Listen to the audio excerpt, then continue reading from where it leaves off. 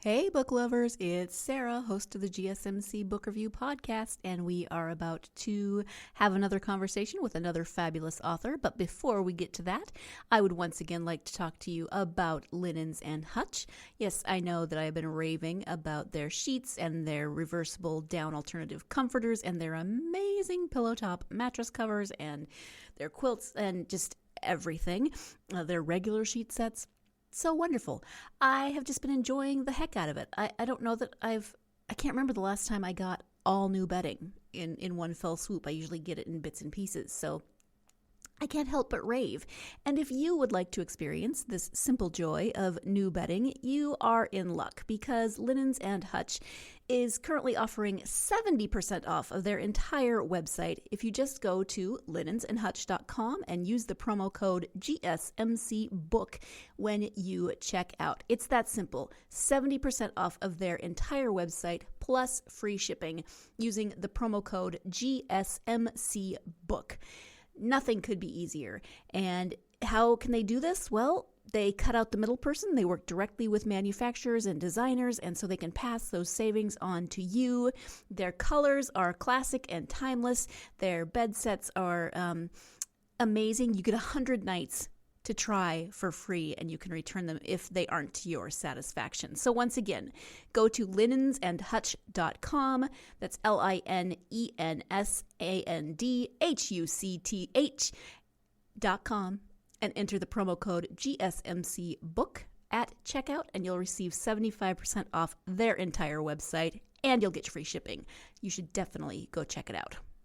Golden State Media Concepts bring you Book Review Podcast, a haven for bookworms of all ages and the widest genres, from mystery to memoirs, romance to comedy, fantasy to sci-fi. If you love to read, this is a podcast for you. It's the Golden State Media Concepts Book Review Podcast.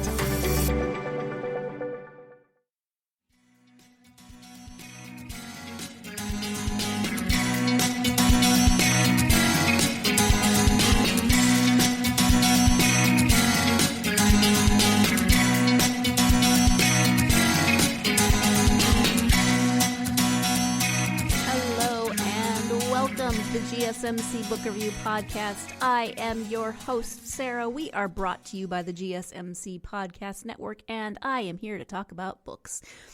Well, at least one definite specific book today, as I am speaking to an author about her debut novel. The author is Phyllis Melhaldo, and the book in question is called The Spa at Lavender Lane. This is, it's so catty and delicious and full of intrigue and all sorts of really great stuff. It's such a good escapist read if you want to just focus on someone else's problems for a while and ignore your own. For instance, maybe you're a podcast host and you have a sinus infection and bronchitis, and you just want to curl up under a quilt and read a book that will take you away from the fact that you have a sinus infection and bronchitis. Well, this might be the book for you. Let me go ahead and read to you the description from the back. From her elegant atelier office, Nadia Demidova discreetly monitors the arrival of her latest guests. Legendary doyen of the fabled Palm Springs getaway, she can always tell from the moment the women arrive which ones will be problems. This group will not disappoint. A burned-out Fifth Avenue retail executive, a striking former model and Chicago socialite, an overweight Texas housewife on the brink of her second divorce and her beautiful teenage daughter, and a CEO who, unhappy with recent plastic surgery, is secluded in her room. Fortunately, Madame Demidova can rely on her assistant director to help manage the herd, not knowing that this valued employee is poised to make an audacious move. Lust, ambition, secrets, betrayal, competition for the ownership of the world's premier spa, and a chance to snag the uber-eligible man who unexpectedly arrives on the scene are all on the menu at the spa at Lavender Lane. So again, that is the description of The Spa at Lavender Lane by Phyllis Melhaldo. And I love that. Lust, ambition, secrets, betrayal, competition for ownership. It's got it all. And then, despite the fact that it is a women's only spa, there's still drama around a man. Actually, a couple of men, because there is a younger man that is in the picture that works at the spa, and he's kind of a schmuck. There's always got to be those characters as well. But you get a lot of drama in this book, but it's drama that is not your own drama, and it's kind of fun to escape into the craziness of this. It's supposed to be this relaxing, amazing, healthy spa where you get away and you just get away from the world, get fabulous spa treatments, maybe jumpstart a new nutrition program or health regime, whatever it is that you need. And of course, it's anything but relaxing. There's all of this stuff happening during this group's time at the spa, and you get to learn a lot about the women. You get to learn a lot about their backgrounds and their relationships and the relationships that they develop with each other. Of course, there is some mother-teenage daughter drama. Oh, angsty teenager in this book, and her mother. But then you also get to watch as the women grow and develop those friendships, and just do the things that women often do when they are thrown into community. They either develop insanely deep relationships or they are catty as heck to one another. That's a terrible thing to say, but I've lived in community enough to know that this can very easily happen. So it's a lot of fun, and there's a lot of stuff going on under the surface. It's hard to talk about a book like this because there is so much that happens, and it wasn't talked about in the description, so I don't want to give too much away. We'll let Phyllis talk a little bit more about what goes on in the book, and she can decide what she wants to give away in terms of spoilers. So let's go ahead and turn now to the interview. Once again, the book is called The Spa at Lavender Lane. The author is Phyllis Melhaldo. Hi, Phyllis. Welcome to the podcast. Thank you. Thank you for inviting me. This is fantastic. I'm excited. I am excited, too. A little kid too. at a candy store. Ooh, I wish we had candy. We are here to talk about your new book. It's called The Spa at Lavender Lane. Before we get to the book, though, if you would just share a little bit about yourself so my listeners can get to know you, that would be wonderful. Okay, well, I live in New York City, actually right across the street from Lincoln Center, which now is, closed because of coronavirus, which is so sad. But it's one of the world's great meccas, the Metropolitan Opera, the Philharmonic, the ballet, so forth. I grew up in Philadelphia, and I always wanted a career, and I moved to New York the minute I could. Got a job actually the first day looking at a small advertising agency. Interesting vis-a-vis women's equality in pay. I just had a conversation with someone who started around the same time I did, a man, and of course he earned twice as much as I did on our first job. So of course, oh, of course. At any rate, I had a couple of jobs in the business, always focusing on fashion and beauty area, which is what was interesting to me. And early on, this is a true story. I was in a store, and there was a promotion for Estee Lauder products, and it was so lovely. And the lipstick was called Tender Lip Tint, and it was a beautiful kind of a mauvey pink. And I decided right then and there I had to work for Estee Lauder. Well, easier said than done. But I ultimately achieved my goal, and I was with the company for just about 20 years, working my way, starting out as publicity director, and I grew with the company. And when I left, I was a vice president with a huge, huge responsibility. I loved my job, but it was time to move on to part two of my life, which was geared for writing. So that's pretty much it in a nutshell. My personal enthusiasms are music and art. I also paint. I'm a Sunday painter. Love music. Love my friends, which is a big theme in my book about friendship. and always had cats because of the kind of work I did. I traveled a lot, and I could never take care of a dog. But I now have a dog. I've had him for 7 years. Got him as a tiny pup, and I am like a little kid because I was very small when I had a dog the last time. So my man Mo, which is short for Mo Digliani, he is my muse and my best guy, and we're happy in coronavirus heaven here by ourselves. Nice. Yes, and you actually That's even pretty much it. you even I'm mentioned sorry. Mo in your Yes. acknowledgments. Yes, I did because he is such a presence, and and Sarah, he's a character. He's really a character. I take him to Central Park every morning, and I see a whole bunch of the same people there every day, and we're all there with our dogs. And he is a standout guy. He announces himself the minute we get there. He carries on. There's a cute little girl dog he likes a lot.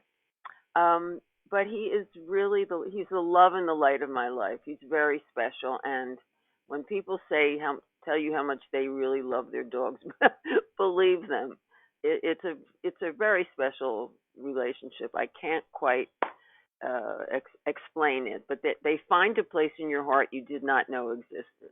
When they Uh, look at you with those big brown eyes, oh my goodness. yep. So that's I have that's Mo dogs and me. for the first time myself. I never had dogs growing Okay. up, and So my husband talked me isn't into. it a different experience? It really It is. is. Yeah. It is. They're in fact still in bed in our Yeah. bed right now. Good. Lazy little things, but it's their favorite Yes. place in the world. Well, good. They deserve it to be comfy. Yeah. This doesn't often happen, but I'm actually going to take our first break before Phyllis describes the overview of the spa at Lavender Lane. Apparently, I was off on a tangent this time with questions, and, we had to talk about dogs and all of those wonderful things. So we are going to take that break, and when we come back, Phyllis will give an overview and her inspiration for the spa at Lavender Lane. So stay tuned. You're listening to the GSMC Book Review Podcast, and I will be right back. GSMC Beauty Tips Podcast gives you advice on everything from hair to fashion to skincare products. We'll talk about the latest trends in makeup, hairstyles, and anti-aging remedies. And we'll cover all of the newest fashion trends. If you have an interest in or questions about the beauty trends that might work best for you, the Golden State Media Concepts Beauty Tips Podcast has got you covered. Download the GSMC Beauty Tips Podcast on iTunes, Stitcher, SoundCloud, Google Play, or anywhere you find podcasts. Just type GSMC in the search bar.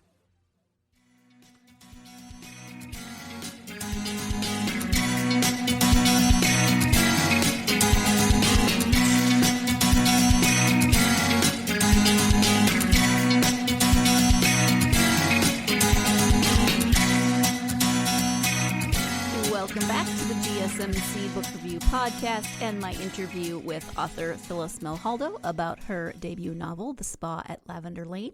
Let's go ahead and return to that interview so that Phyllis can tell us more about this story. As I said, the book is called The Spa at Lavender Lane. Can you give an overview of the story? Okay. The spa is the premier luxury spa, and it's located in Palm Springs, California, and it is run by the owner, who is a petite woman, Russian-born, who's been in this country for many, many years. Nobody knows very much about her. She's elegant and knows what she's doing, and she runs the spa with kind of a velvet glove.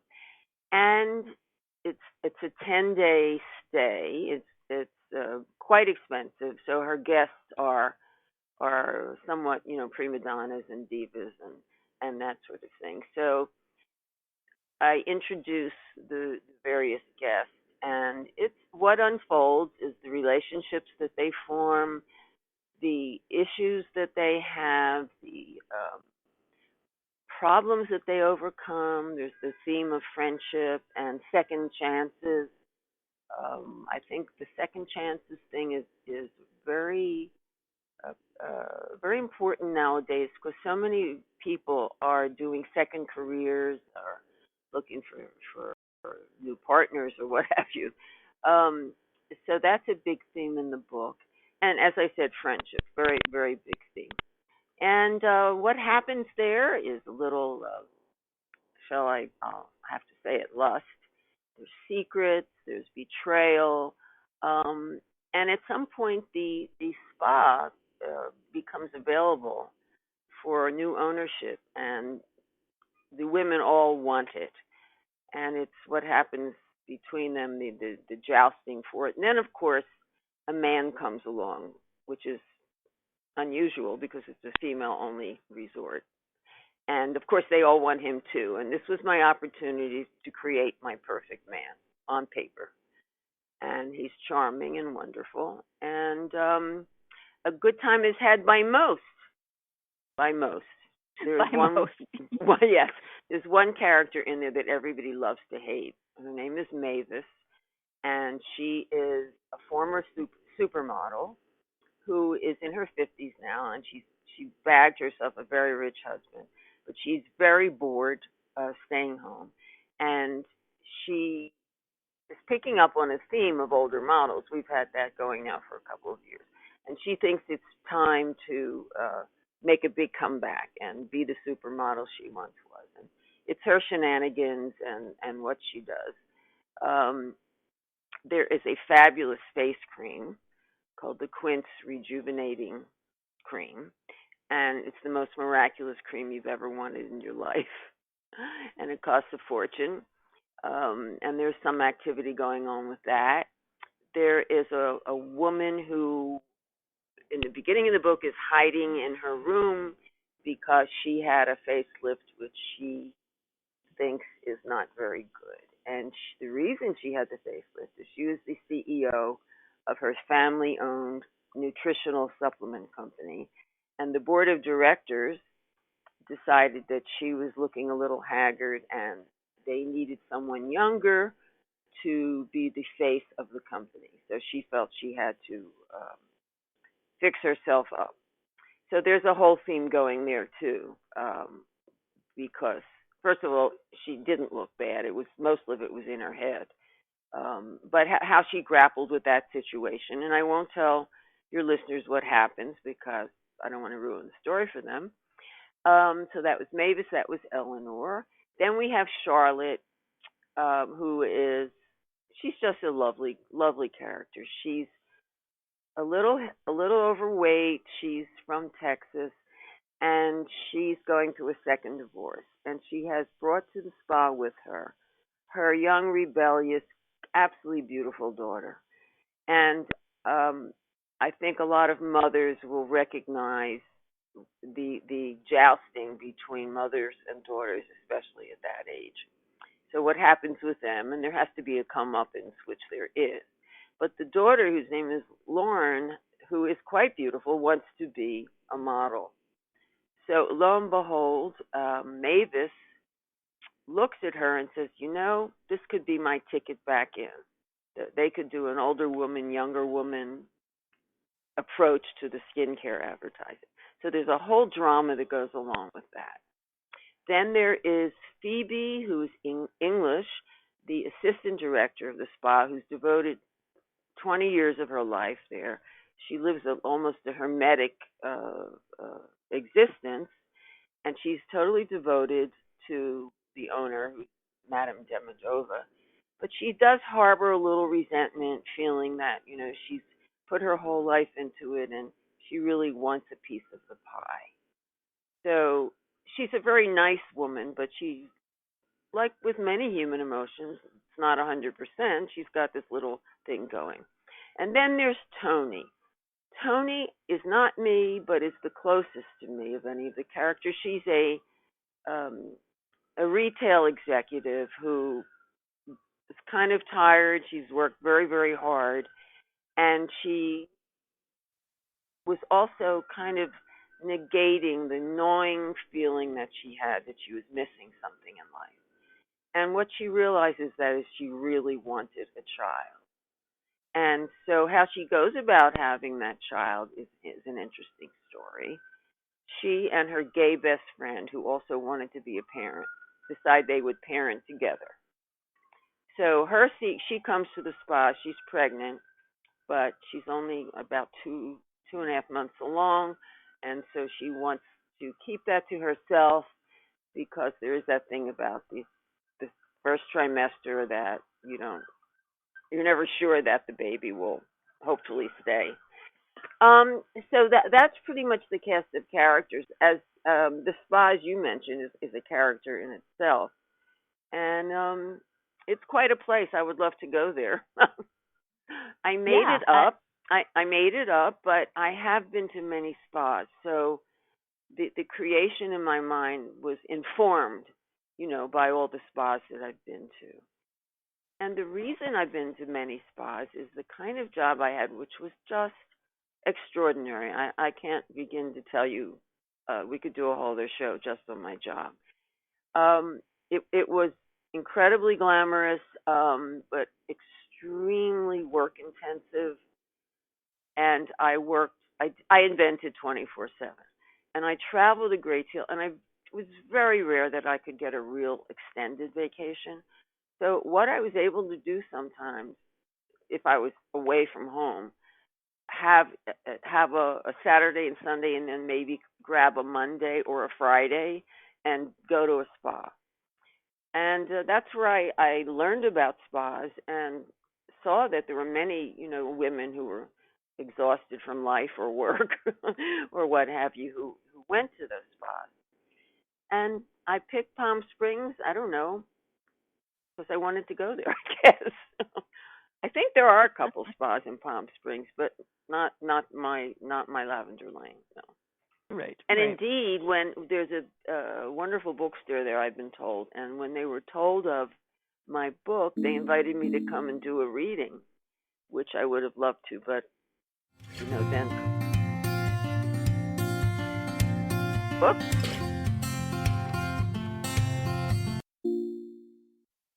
Are you there? I am here. I apologize. Okay, that's okay. The call just dropped. All right. So the you Palm were talking Springs, about a bookstore. Yeah. They invited me to do a reading, which would have been great fun.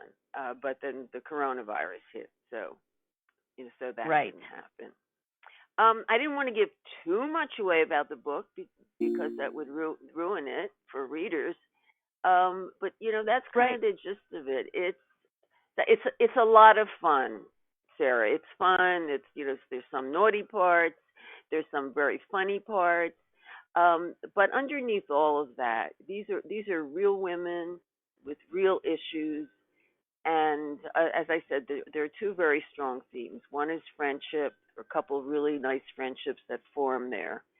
And the other is self-discovery and the realization that you can move on in life and you can do other things.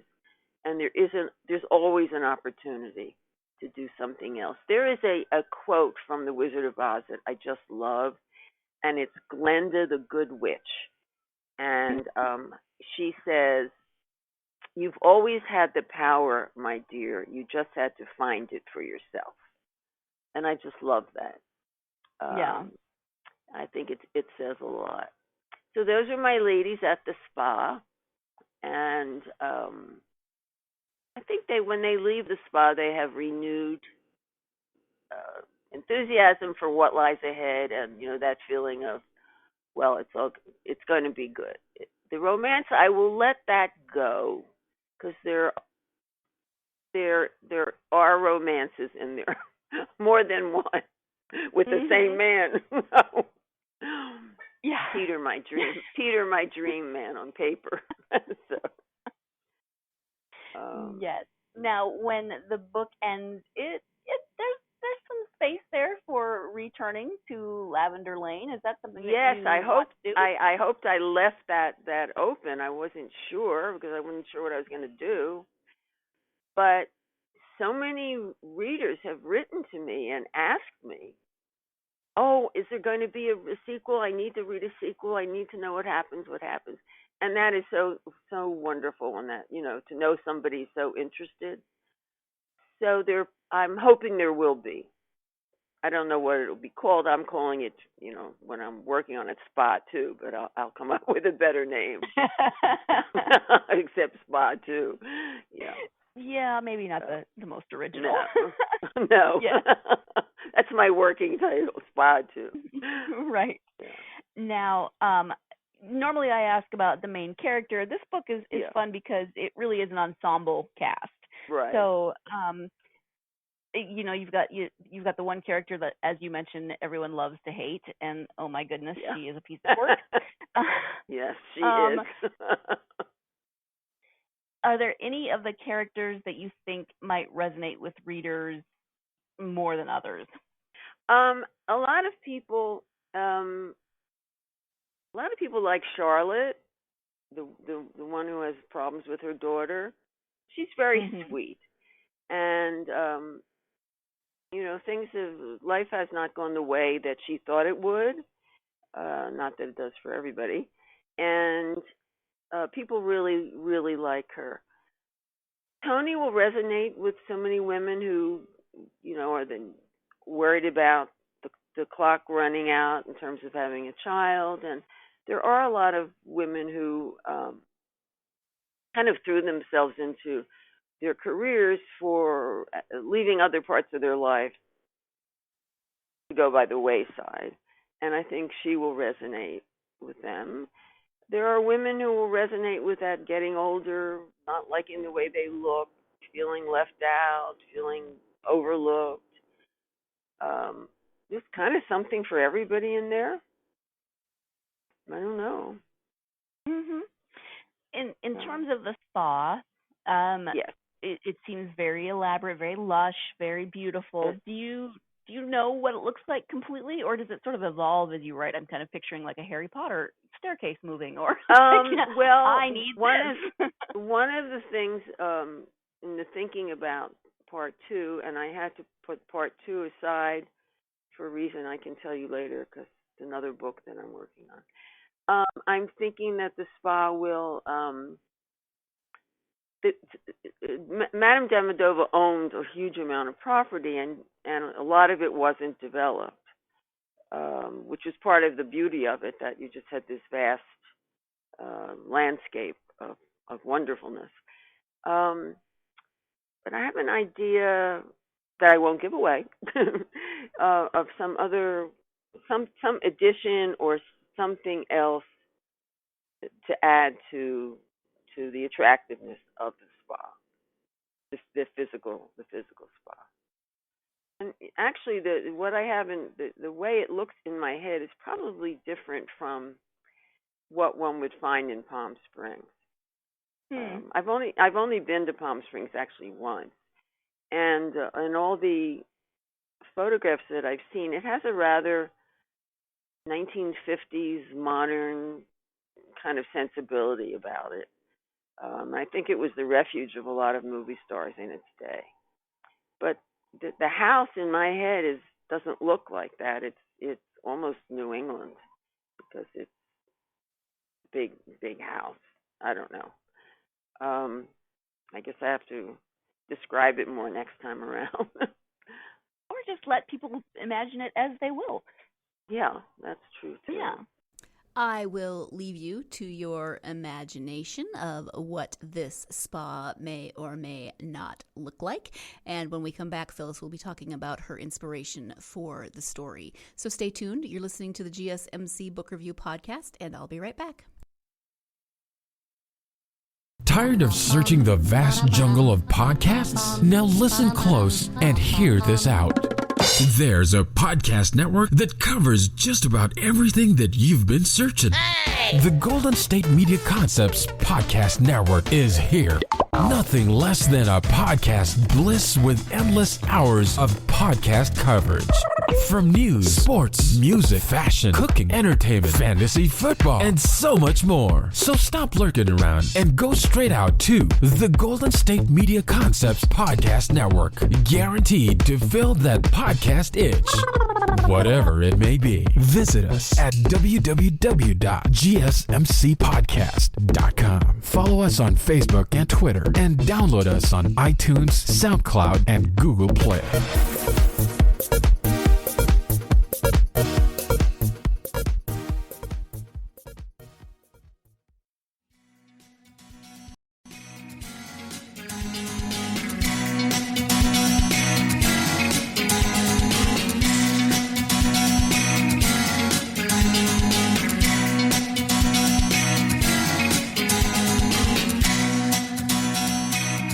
Welcome back to the GSMC Book Review Podcast. I was thinking during the break about spas and wondering if you've ever been to a spa like the one that Phyllis describes in this book.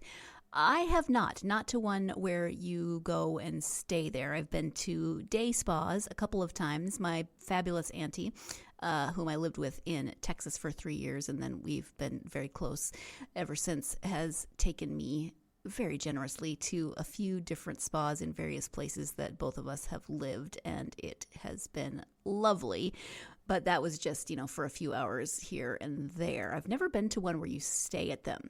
I wonder if you have. I would love to hear about your experiences.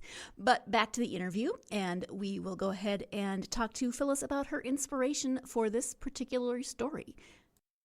What was your initial inspiration for writing the book?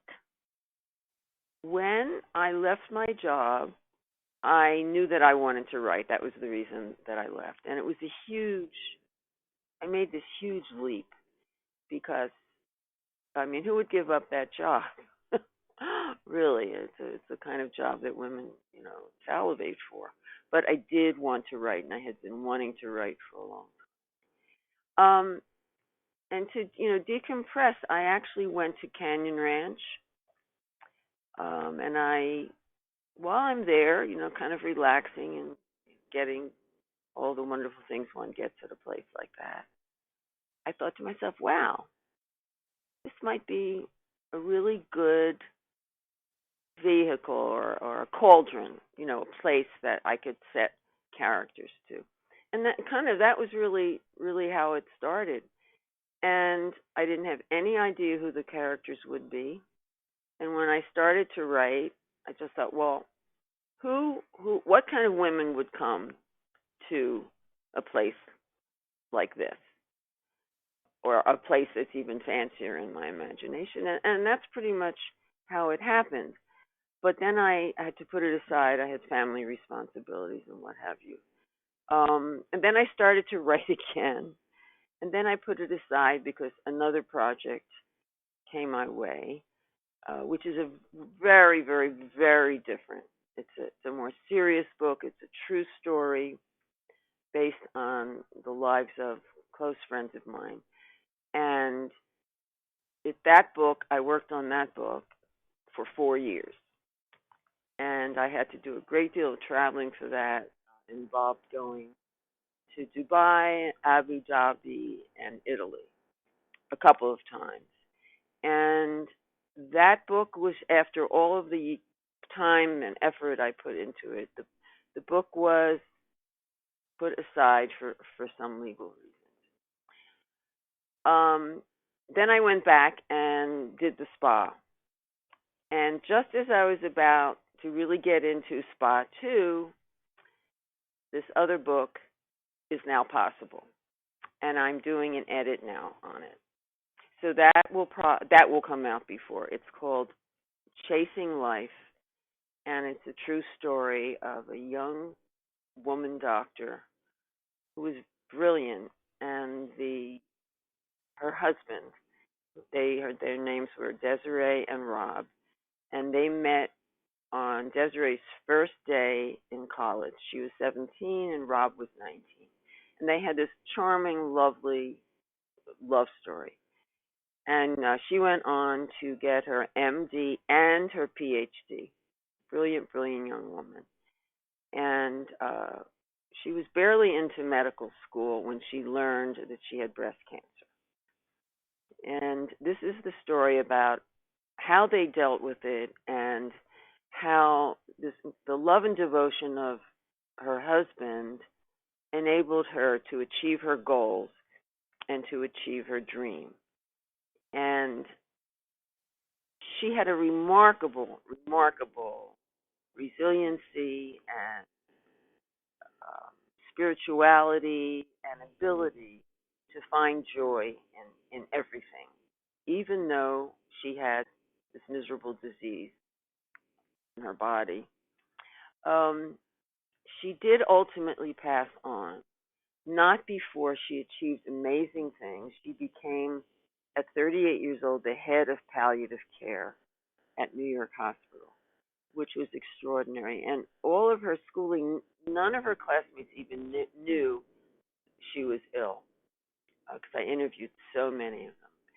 And even though she does pass away, the story is not sad, because she teaches so much about the joy of living and gratitude and love and their love for one another, and the journey that they took together was extraordinary. I had the privilege of knowing her and being friends with her and him, and he and I are very close.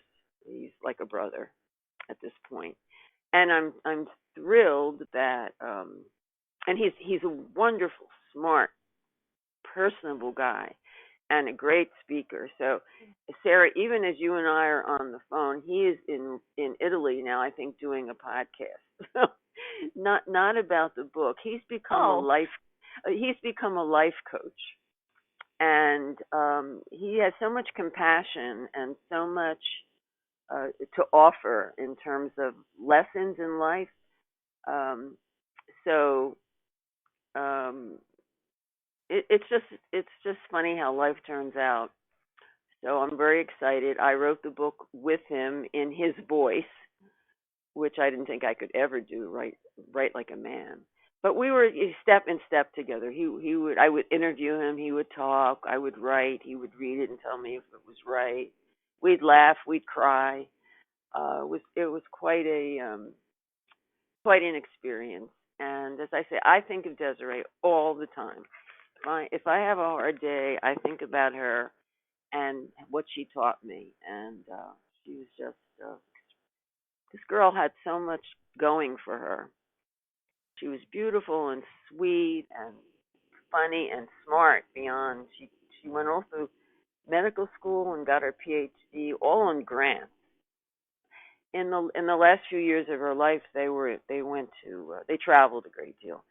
They went to India 6 times, where she fed the poor and worked with medical students there. Just exceptional. So I hope when that book is done that people will read it and learn from it, because, as I said, she had a lot. She had many gifts to share, and he's divine. I adore him. He floundered around for a while, as you can imagine, after going through that. I have to add one more component to that. When she found out that she had breast cancer, she didn't want to know any of the details because she felt that it would impede her from going forward with her goals. So she asked him, Rob, to be the go-between with the doctors, even though she was a medical person herself. So that added another dimension to it. It was very different, of course. And he was on the fast track in the financial world. So there's a lot of dimensions to this story, but a lot of it is about the great love and, frankly, the way I look at it, his sacrifice. He doesn't feel that he sacrificed. He's grateful to have had that relationship for so many years. But he did afterwards, he sank, as one would when you lose a spouse so young. But we're looking at the bright side. He's living a good life now. He's helping other people, which is wonderful. And he's very excited about this book. So I'm in trying to do the edit now, just to bring it a little up to date and get it ready to show to my agent. So, and then I will go back to those ladies at the spa.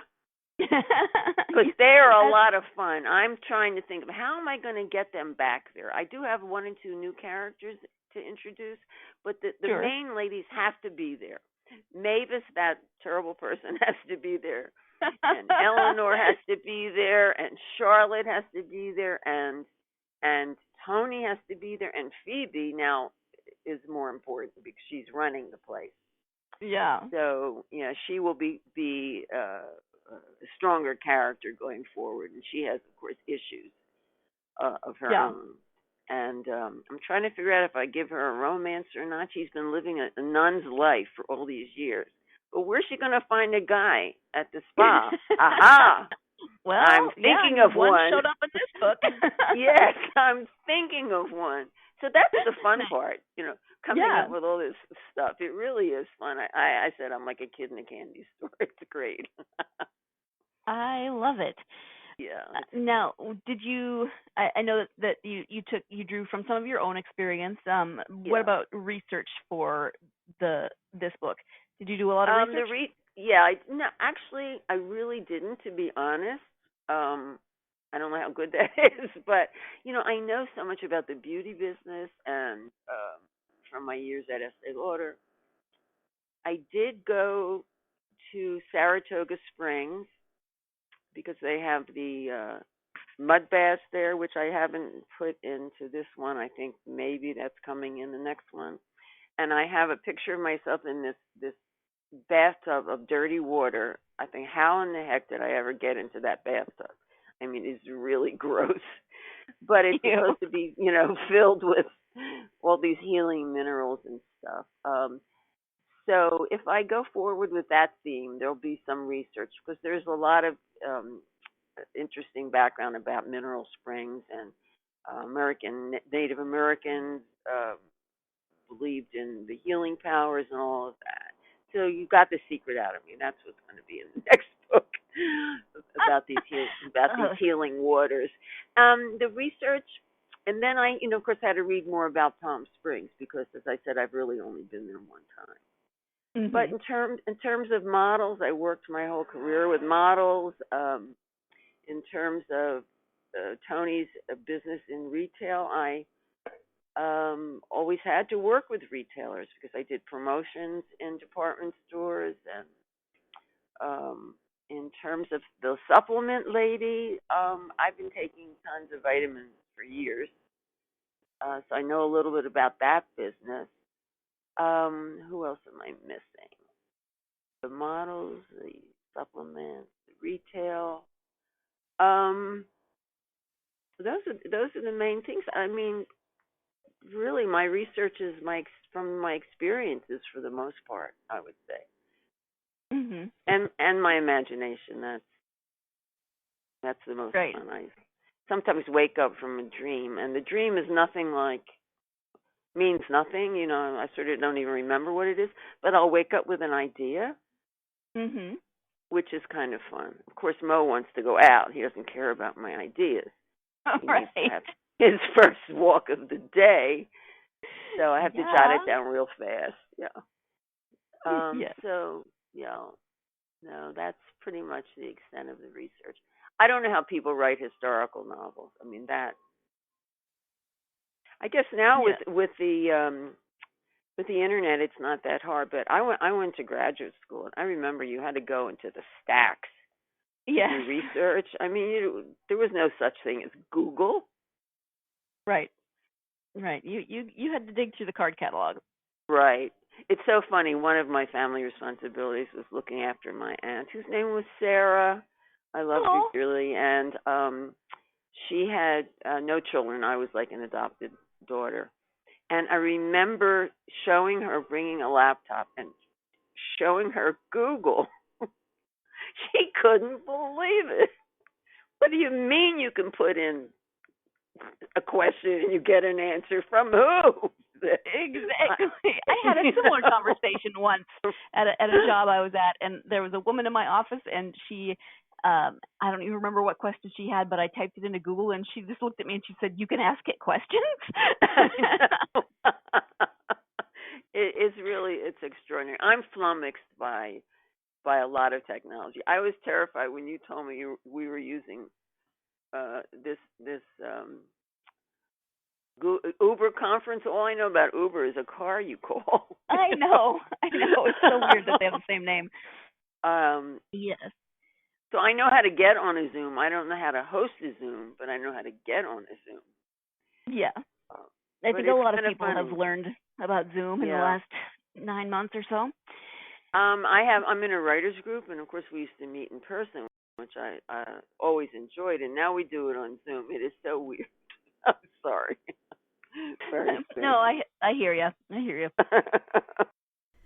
Seriously, I love the tangents that interviews sometimes take when we just go off the topic of the questions and chat about other stuff. That makes me so very happy. It is time for our last break of the podcast. When we come back, Phyllis will share some of her advice for aspiring authors. So stay tuned. You're listening to the GSMC Book Review Podcast, and I will be right back. Still on the search of that one true love? On the limbo in this crazy world of dating, marriage, relationships? Well, listen to the Golden State Media Concepts Relationship Podcast, your one-stop podcast for everything about relationships.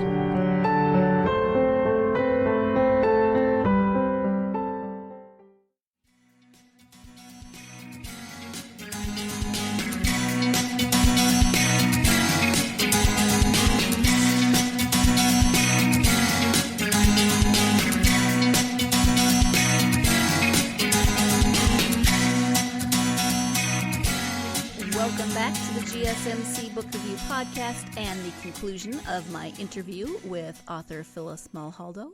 Before the break, we were talking about technology and the challenges it can present, and now we will return to that interview and talk about her advice for aspiring authors. Do you have advice for aspiring authors from your own experience? Yes, writers group. It's a great segue. Please find a writers group. They're all over the place. If you're in a university town, you should be able to find one, or these meetups that are all over, or ask friends, or just Google. There you go, Google writers group in Montana. Isn't that where you came from, Montana? Yeah, that's where I grew up. And the reason for the writers group, I think, is twofold. Actually, the reasons are. One is it gives you a deadline. You know, if it's your turn to present work, you have to do it, or else you'll have egg on your face. But equally as important is you learn so much from reading other people's work and critiquing it. And you learn so much when you hear the critiques of other members in the group, not only of your own work, but of everybody's work. You learn about, just from the doing and the listening, to plotting and structure and syntax. And a lot of people, frankly, aren't that great at grammar or what have you. Storytelling is more important than anything. The rest you can learn. I think storytelling is something you have to kind of experience. It almost has to be in your blood. But I can't stress writers groups enough. And the other thing is just keep going. Look at it as an opportunity to express yourself and put your dreams on paper. One of the things I love about writing, I love the music of language, and I love trying to find just the right word. That's almost like a puzzle sometimes. It's great fun. And all this stuff you hear about, you've got to get up at 4 o'clock in the morning and write for an hour every day. That never worked for me. I have too busy of a life, always had. And when I was working those long hours, I used to write on weekends. If I was in town, which I was most of the time. And while all my friends were out partying, I was home writing. But it was my choice. That was really, really what I want to do. So you just one of the other quotes that I keep on my bulletin board is, I think the first writing book that I ever read was by someone named Phyllis Whitney. This was years ago. And she said, never mind the rejections, the discouragement, the voices of ridicule. There will be those too. Work and wait and learn, and that train will come by. If you give up, you'll never have a chance to climb aboard. And I've kept, it's brown now.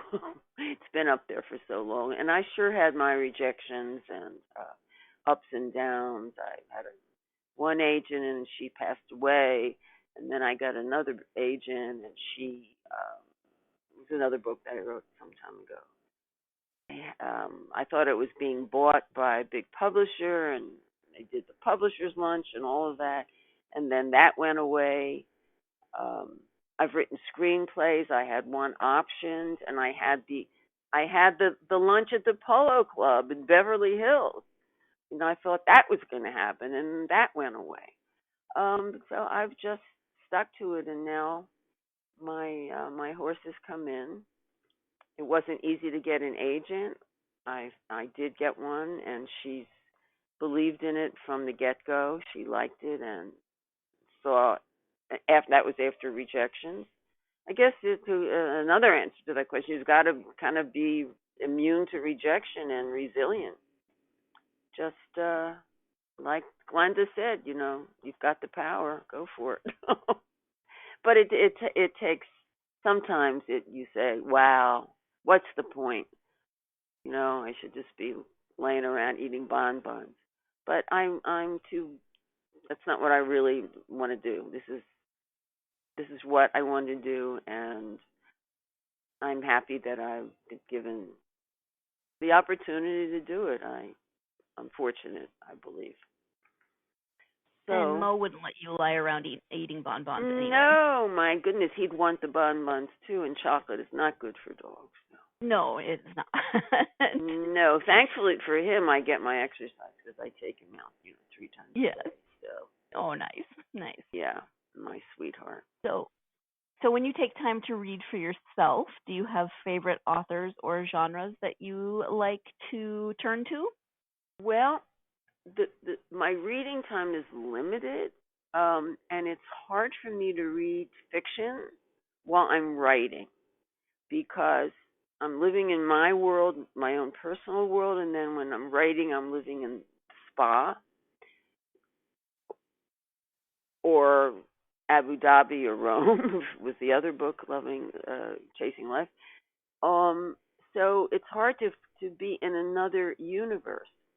So whereas I would consume, like maybe a dozen novels a year, if I can get 1 or 2 down now, it's a lot.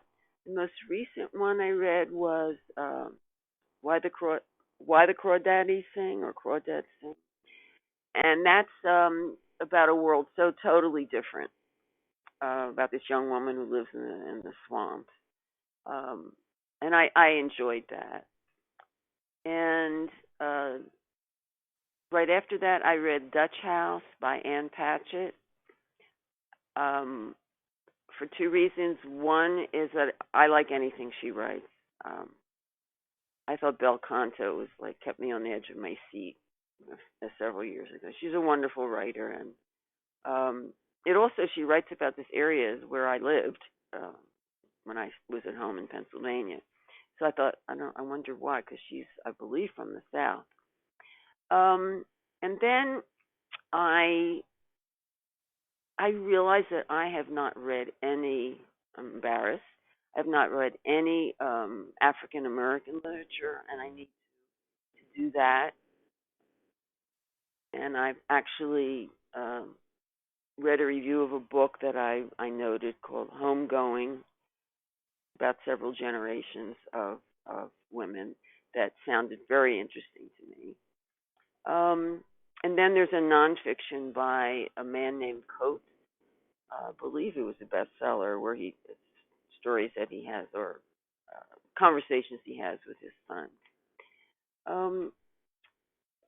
And I love some historical fiction. One of the best books I ever read It was by a woman named Sarah. Sarah, there you go. Sarah Dunnant. It was about an artist in Renaissance Florence. It was fascinating. I just loved it. So, and then I love thrillers. I loved the Da Vinci Code and books by Steve Berry and whatever. The book review section is delicious. You find something in there that you really want to read, and it's so easy now with Kindle. Although I must say I do prefer hardcovers or paperback, something I can hold in my hand. Yes.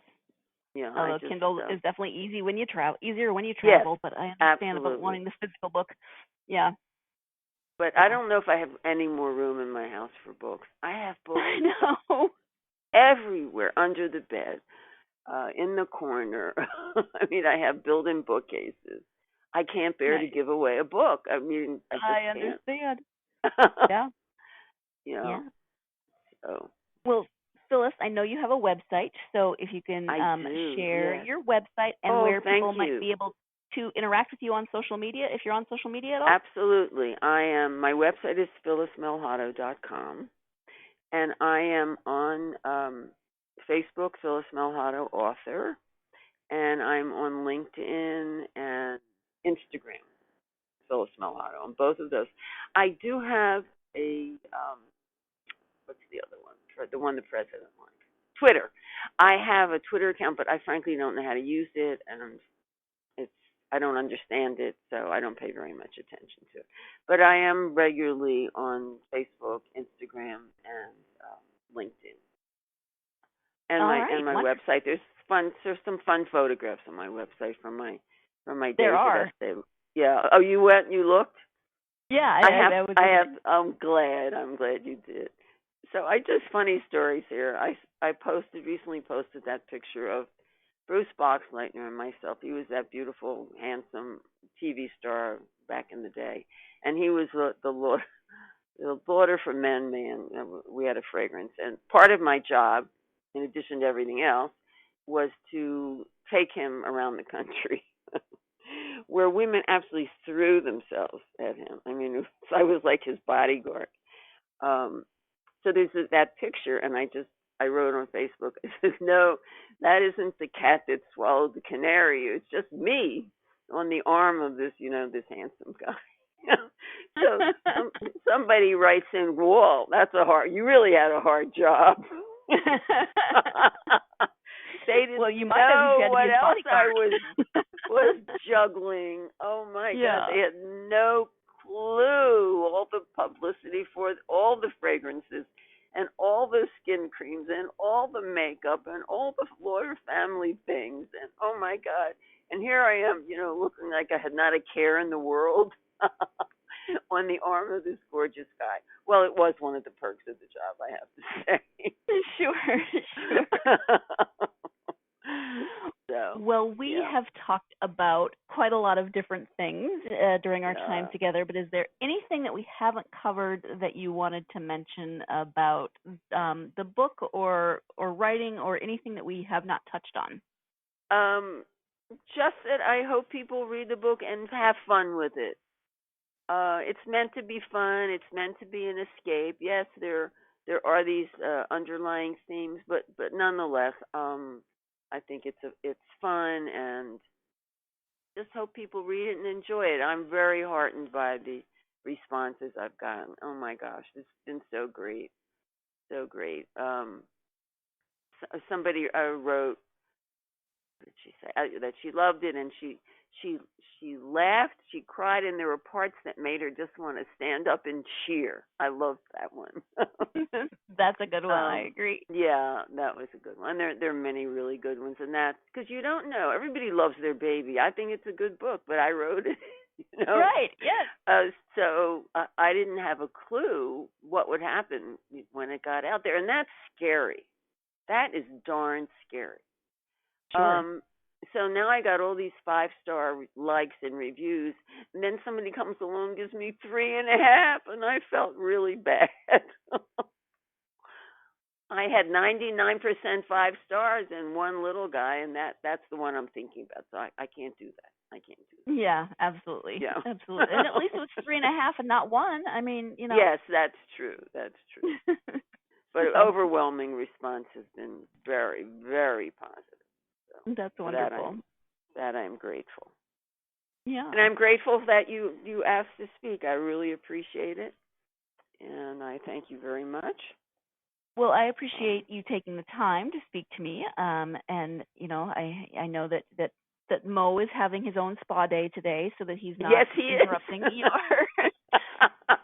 So tell Mo thank you for sacrificing and having to go to the spa. I will, because trust me, if he were here, you'd know about it. Nice. The slightest noise, he carries on. So. Yes. Well, Thank you so much. I really appreciated it. Thank you, Sarah. Once again, and as always, thank you so much to Phyllis for taking the time to talk to me about her book. Again, it is called The Spa at Lavender Lane. It is hilarious. It is poignant. It is definitely escapist. It's kind of everything that you need right now to just get away from a lot of stuff. I read at the end of the last episode one of the quotes from the back, and the one on the front is just as great. It's from Lynn Lee, the author of The Perfumed Plume, and she says, "What a great, fun read. The characters are just wonderful, and if I may say, she lets it all hang out." So there's another perspective on the book. It's just fun. And then another comment is about how you get to be a fly on the wall, and you really do. You get to see all of these relationships as they play out in their loving and caring and friendly and catty and manipulative ways. So much going on in the book. So definitely check it out. As always, thank you so much to you, my listeners. I love hanging out with you during our times to talk about books and to listen to authors talk about their books. Our next episode will be a returning author, and I'm very excited about this one. The author is Edward Willett. He was on the show just about a year ago. He will be here to talk about his third book in his World Shapers series. This one's called The Moonlit World, and I don't even know where to start. It's just so much fun. There are vampires, there are werewolves, but not exactly how you might expect. There are pop culture references like crazy, and Edward's always really fun to talk to. So join me for that episode as we speak with Edward Willett about The Moonlit World. In the meantime, I hope you are having a good week so far. I hope that you are finding time to escape into books. As I always say, I hope you are finding time to get yourself lost in a good book, even if it's only for 5 minutes a day. Have a great day. Enjoy the rest of your evening, and join me next time. Thanks.